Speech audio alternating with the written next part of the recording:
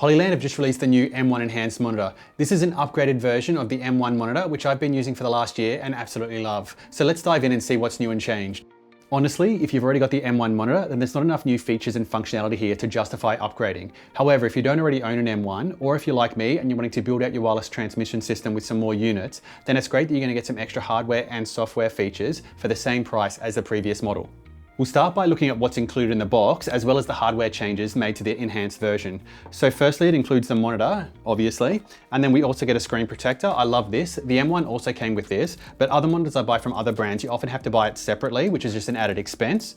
You also get a D-tap to barrel cable, which is nice, as well as this traditional USB-A to USB-C adapter, in case you want to use an old school USB stick to transfer LUTs to the camera.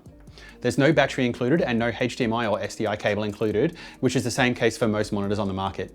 As for physical changes, the only real change to this monitor is these locking barrel connectors. I'd rate these at a 10 out of 10 for wiggle stability. You can pick up the whole monitor when they're attached and the whole thing feels solid and they don't move at all. With the M1 monitor, when you plug a barrel cable in, even the one that's provided with the monitor, there's so much wiggle room there and it really feels like the internal motherboard is flexing a bit. So it feels like if the cable was to get yanked, it might break the whole device. Whereas this feels like there's no chance of breakage. Worst case, you'll just pull the whole monitor off. Honestly, the best way I could explain it is that these new locking connectors feel like a high quality SDI connection, while the old barrel connection feels like when you put a HDMI cable in and you just always have some wiggle room and it never really feels totally secure.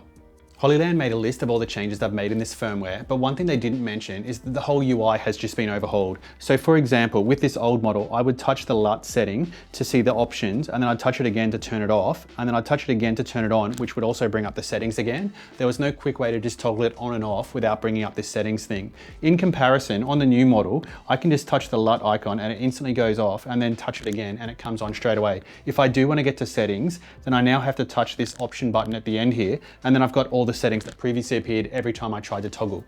This feels like a great upgrade to me, as most of the time I'm just turning on or off a tool, like turning on scopes quickly or turning on waveforms just to see if an image is clipping. I'm not often wanting to actually change what those settings are, so this is a big win for me. But I imagine if you change your settings all the time, you might actually prefer the older system. Next up is the change to the settings page. So on the old monitor, you tap on the screen once, then tap this cog in the bottom right corner. On the new monitor, you just tap in the top right corner on the status bar and that'll bring up your settings.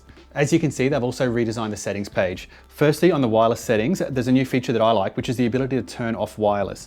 Now, this is because most of the time I'm using this monitor, I'm actually using it as just a monitor. I'm not using it as a transmitter or receiver. So my way to do that with the old monitor was to just have it on transmitter mode and be broadcasting to nothing. But I felt like I was still wasting power as I'm broadcasting signals that nobody's listening to.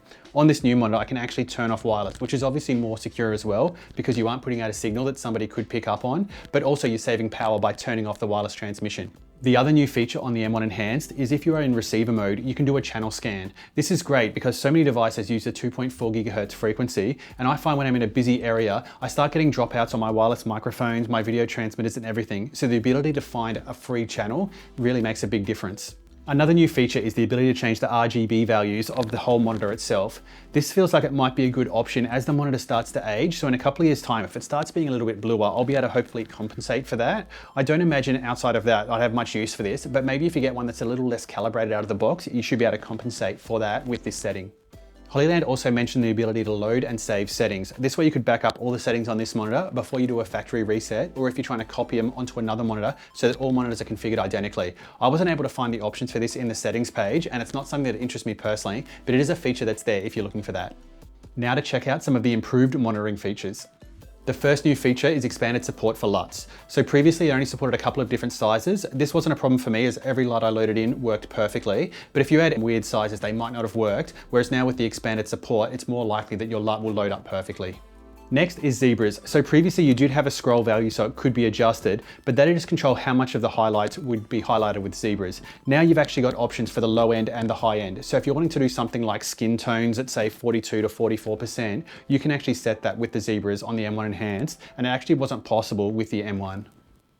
There's also improved anamorphic support. So previously you could choose from one of 8 anamorphic presets, and most of the common ratios were in there, but there was no custom option. Now if you're using some weird custom squeeze ratio or just something that's not supported by the M1, instead of having to choose the closest ratio, you can actually dial in exactly what you want using a slider. You can choose any ratio between 0.25 and 3x. There's also improvements to the waveform tool. Previously, you could just turn it on or off. Now you've got a lot of options, including RGB or Luma, as it was previously. You can also control the intensity of the waveform and the transparency of the background if you want to see more of what's behind it at the expense of being able to read that. You've also got two different sizes now. The vector scope tool has also been improved. So you've always been able to drag it around and turn it on or off, but now you've got options for transparency, so how much you can see behind it, as well as a new bigger size. You also have adjustable transparency and size for the histogram, but honestly, who uses that?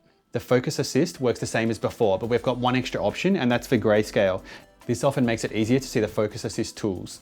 The crosshatch tool or grid tool has had some major upgrades. This was actually one of my complaints when I originally reviewed the M1. Previously, it's just two white lines, vertical and horizontal, so you just broke it up into 9 sections. This is all right for a rule of thirds type composition, but you couldn't change the color or the amount of lines or get a center mark in there if you're like me and have trouble keeping things right in the center of frame. This new tooling is much better. So not only can you choose the color, so I've got white as previous, but also a bunch of other color options. I can turn on or off a center mark. I can have no grid if you just want to have the center mark, 3x3, 4x4, or 5x5. There's also an option for how thick the line width is. So if you're like me and getting a little older, you can make them extra thick for easier visibility.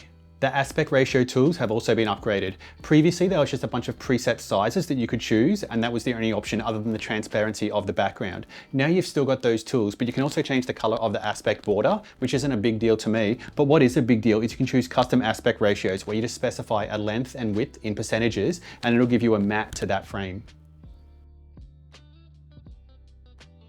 And the final new tool is the flip button. So this just allows you to flip the image 180 degrees for if you've got the monitor on an arm that allows you to do that. This is really great when you're shooting certain talent who want to see how they look on screen before you actually start recording. I often do it when I'm shooting new clients, just that way they can see how they look and they get more comfortable knowing that they look good on camera before we start actually rolling. I've only been using this M1 Enhanced for the last week and I've used it on 3 client jobs so far. Honestly, when it's on camera and you're just using it without interacting with it, I can't tell it apart from the M1. And the only way to be able to know is if I look for that locking connector on the back, which is a nice upgrade. However, as soon as I start using the menus, it definitely feels so much nicer and faster on the M1 Enhanced. So I'd honestly say the biggest upgrade to me is the nicer user experience of the M1 Enhanced menus. If you are looking to buy one of these monitors and the M1 is on a big discount, I'd recommend going in that direction. It's 95% of the M1 Enhanced monitor, and if you can get it at a much cheaper rate, go with that. However, if you are looking at them and it's about $50 or $100 difference, I'd definitely go with the M1 Enhanced. I really like the new, better menu system. The extra tools are nice, and the locking connector just feels so much more secure than the flimsy one on the M1. However, if you only use MPF batteries, maybe that's no big deal to you. If there's anything about the M1 Enhanced that I haven't covered in this video, that's probably because it functions identically otherwise as the M1. So check out my M1 review to get all my thoughts on the wireless connectivity and other settings and menu options. If you want to know how the image quality compares to other monitors, Daniel and I did a comparison last year where we grabbed some small HD monitors, the M1 and a Shinobi and a couple of others, and put them all together and compared that against a calibrated monitor to see what looked best to our eyes. If you have any other questions or feedback, please leave that in the comment section below. And I've also included a couple of Amazon links in the description provided by Hollyland. Thanks for watching, and I'll catch you in the next video.